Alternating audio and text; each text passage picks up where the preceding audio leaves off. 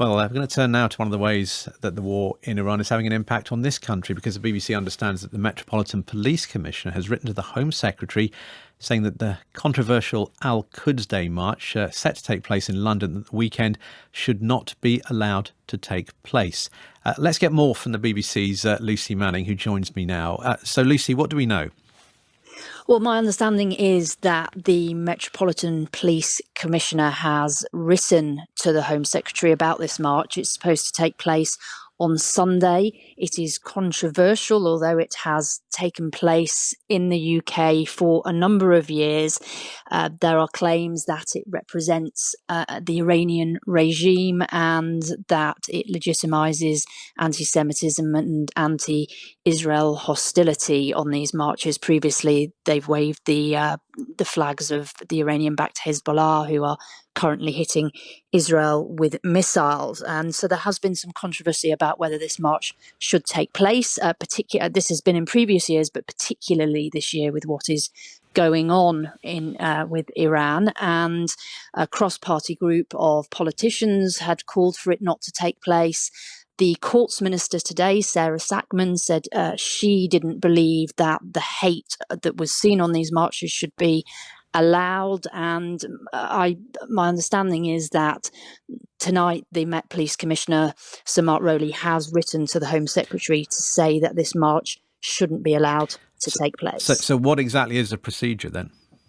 So the Met can't just ban a march like that. He has to write to the Home Secretary, and the Home Secretary has to make a decision. I think it's almost a given that she will agree with that. I think it's unlikely that she will go against the views of the senior Metropolitan Police officer against the commissioner. It's organised, this march, by it's the Arabic word for Jerusalem, Al-Quds, and it's organised by the Islamic Human Rights Commission. And they say that the demonstration's always been good-natured and peaceful. But as I say, at this time, with what is going on in Iran, I think the feeling has been from politicians, certainly members of the Jewish community, those who are against the Iranian regime in this country, that it would not be right for this demonstration to happen. And it seems that the Met Commissioner has taken that view too.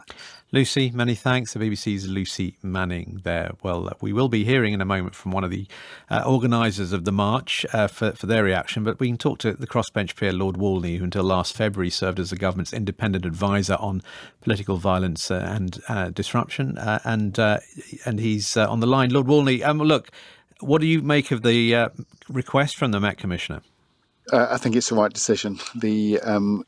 This has always been a highly questionable march, and it is ludicrous of its organisers to suggest that it's been entirely good-natured and there's been no extremist or illegal material on display. It has been effectively a festival of hatred for Jewish people, and there has been clear support for criminal organisations, for prescribed terrorist organisations at the margin. However, the Metropolitan Police will only have been able to recommend that this march does not go ahead if they thought that any conditions which could be placed on the march would not be sufficient to prevent the serious risk of serious disorder, essentially a riot of physical disturbance. And clearly there was an increased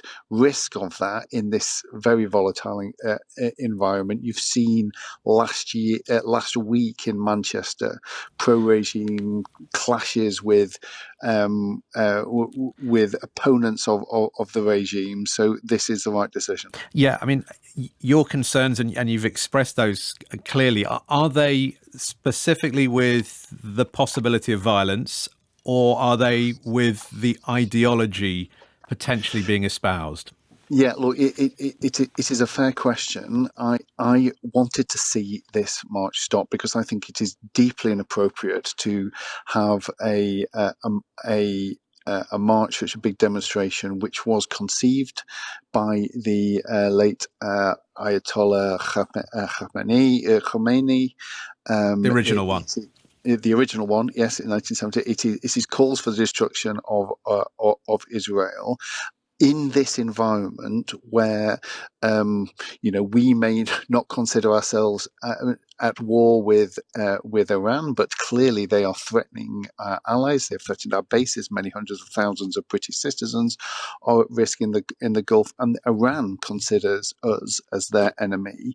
In this period of conflict, it was not right. It should go ahead. And actually, this was suggesting that there is a gap in the law, that you could only seek the banning of this particular march on very narrow serious disorder grounds. So I'm pleased that those have been deemed to be met by the Metropolitan Police. But it does raise the wider question, I think, of whether we have sufficient powers in these very unusual circumstances to be able to ensure our national security by having these kind of things not go ahead. What would you say to those who would be concerned that the banning of marches, that this will actually go wider and would actually stop people from expressing solidarity with Palestinians because of the risk of violence? Well, no, certainly not, and that has not happened. There has been marches that have been going on week after week, and there is a separate question about the cumulative impact that those marches have had on members of the Jewish community who have been threatened. But I absolutely accept that the prohibiting a march from going ahead, it has to be an exceptional step, but I think these are exceptional times given the close alignment with the genesis of this particular event and the Iranian regime and the hostility of the Iranian regime, which, let's not forget, is the world's chief exporter of Islamist terrorism across the world. They are deemed a clear threat on British streets and to our allies, its neighbours across the Gulf. This has never been a benign regime, and it is a deeply troubled time with the conflict in Iran. Lord Walney, thanks very much indeed. Well, we are joined now by Faisal Bodi, media officer with the Islamic Human Rights Commission. It's one of the groups organising the Al-Quds Day March. Good evening. Good evening. So the Metropolitan Commissioner has asked the Home Secretary to ban your march. What's your response? Well, it's news that I've just heard about in the last few minutes.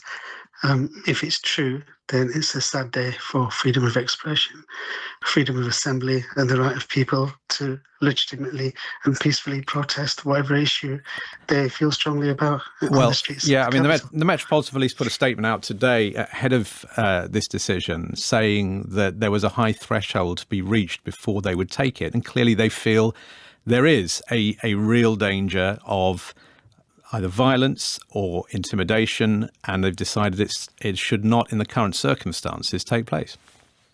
Well, there's no indication yet of the grounds on which the Metropolitan Police are going to be calling for a ban on this demonstration on Sunday. So I'm none the wiser.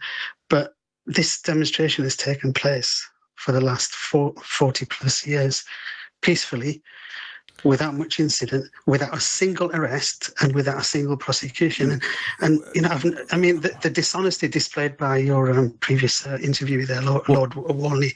I mean, who you said who you claim was an independent advisor to the government. There's nothing independent about him. He was the former chair of the Labour Friends of Israel. Yes, and he's a disgraced Labour Party. Do not play the man, play the point, if you will, because this is about the decision taken. You've claimed he was independent. He's a lobbyist for Israel. He's a lobbyist for the arms companies. He's a lobbyist for fossil fuel companies. He can't respond to that. So And he is not the one that's taken this decision.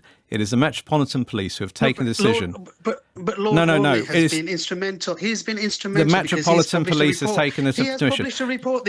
He has published a report this week, which has been whipping up the head, inciting all this poisonous invective against the organising, against the demonstration. This is a family march.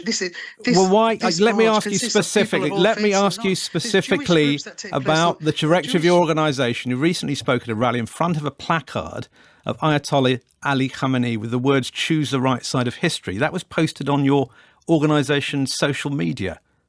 Yeah, well, we've also stood alongside placards of Malcolm X and Nelson Mandela. You know, why the supreme leader? Why the supreme leader of Iran? He was deemed a terrorist. Why the supreme leader of Iran? Well, we stand with anybody who stands on the side of justice, and he stood on the side of Palestine, and Iran stands on the side of Palestine. Did you? So, I mean, He's also in head of a regime that has killed tens of thousands of protesters just a couple of months ago. No, the Iranian government says that the number of protesters killed in the recent disturbances amounted to 3,000, of which 2,500 were civilians. There's plenty of independent anyone independent who's looked at that has said tens of thousands of people were killed. Which independent committee has looked at that? It's human rights groups who have looked at it. Of course, independent committees are not able to get into the country. Sorry, okay, if you're gonna bandy around wild figures, then please, can you source them? Can you source yours? Yeah, the Iranian government has said that 3,000 people have died in the disturbances, and that's on public record. Now, I don't think there's a single human rights. You take them at their word, do you? Well, I can't verify it or not, but obviously the figures are disputed, and a lot of those deaths were caused by agitators and people that were armed to rise up in insurrection against the government. Would you hold a picture of the Ayatollah? Happily.